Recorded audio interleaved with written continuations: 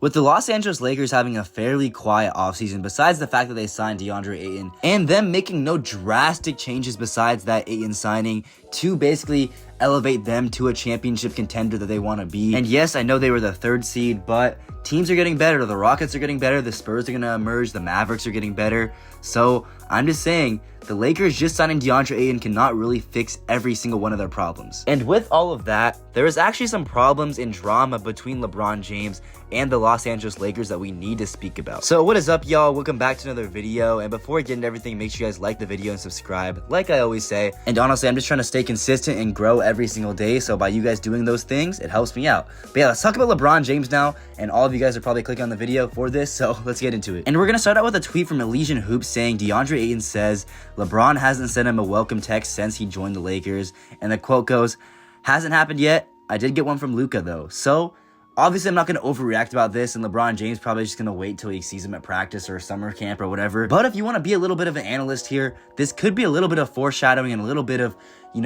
hinting that LeBron James is upset with the Lakers, so he's not going to put all his eggs into the basket and basically build new bonds with new players if he is not really on the same page with the Lakers front office. And with that, you may be thinking, why would LeBron James be unhappy with the Lakers front office? Besides the fact that they haven't made a lot of free agency signings or any trades, there's no real reason for LeBron James to be mad at the Lakers front office, right? Well, I guess I could say you're wrong in that regard if you're thinking that, because we have another tweet saying, all signs point to the Lakers wanting to move on from LeBron James by the spring of 2026, and this is per Brian Windhorst and an ESPN kind of source right here. And I'll read the quote for you guys. It's a little bit long, so you can skip by this if you guys want, but here's the quote. I'm gonna read it for you. The Lakers had already made their statement in not offering James a contract beyond this season. It was abundantly clear that the 21-time All-Star's time as the face of the Lakers had, for the first time, a planned end date, even if James's record-setting NBA career did not yet. Whether the 25-26 season is to be James' final season in the NBA is up to him. But if he wanted the kind of Hollywood ending that only the Lakers can give legends of the game, the release date was set, spring 2026. Luka Doncic in, LeBron James out. And this is kind of a bold thing to say for, ESPN. I mean, ESPN's the biggest, basically, sports company in the world, and for them to say this publicly in one of their articles is kind of crazy, because they're basically saying how LeBron James is done. This is his last dance. This current season that we're about to play is his last dance, and if they don't do it, they don't get it done, he's gone. And whether he wants to retire or not, this is it for him and the Los Angeles Lakers, no matter what. And now that we got this information off the table, it can still be argued how LeBron James can't be mad at the Lakers for this, because he's just old and he's going to be 41 next season and 42 the season after that. So it would make sense for this current season that we're about to play in to be his last. But there's actually more reason to why LeBron James might be unhappy with the Lakers front office and why they might be doing him wrong. Because the Lakers apparently informed Luka Doncic about the sale of their team to Mark Walter, but never told LeBron James. And there's a quote here that's not super important to talk about, but you guys kind of get the gist of it. You guys can pause the video and read it if you guys want.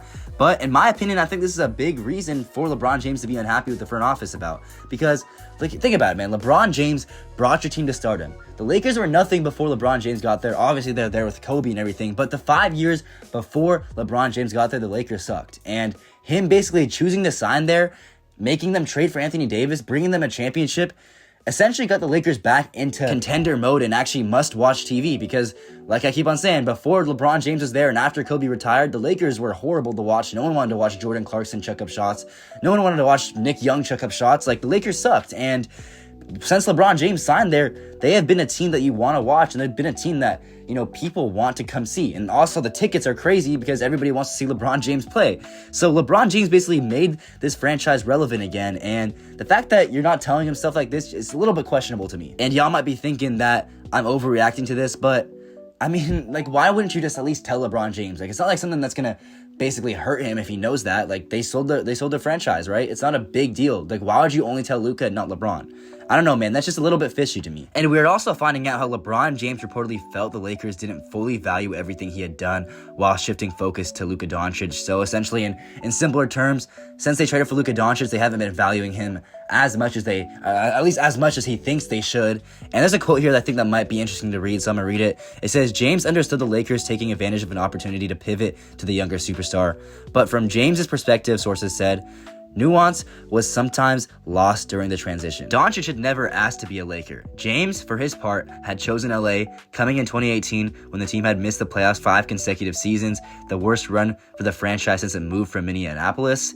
2 years later, James had helped deliver a 17th championship, and this is basically the same point I just made earlier, how LeBron James shifted the Lakers into must-see TV, basically rocketed them into a championship contender. He just did a lot for their franchise, and I feel like they should actually at least put some more focus on him, especially because he's not going to be here for much longer, and he's honestly top 2 in GOAT discussions. Like, a lot of people have him as their GOAT, and a lot of people, or essentially everybody, has him in their top 2. So this is one of the NBA greats, and you should at least treat him with some respect, or at least basically let him know what's going on. And something else that I found interesting around LeBron James was a tweet from NBA Central saying Cleveland is only interested in LeBron James if a buyout situation happens, and I'm not gonna overreact on this. This is just something soft, but I mean, that could float the idea that LeBron James could get bought out. I'm not saying he would, and I feel like it would be a dumb decision for the Lakers to do that because he's still one of the best players in the league. He's still an All-NBA player, but I just want to put that out there. And also, from the Cavs perspective, it makes sense. I mean, why would they trade any of their young players for LeBron James? Obviously,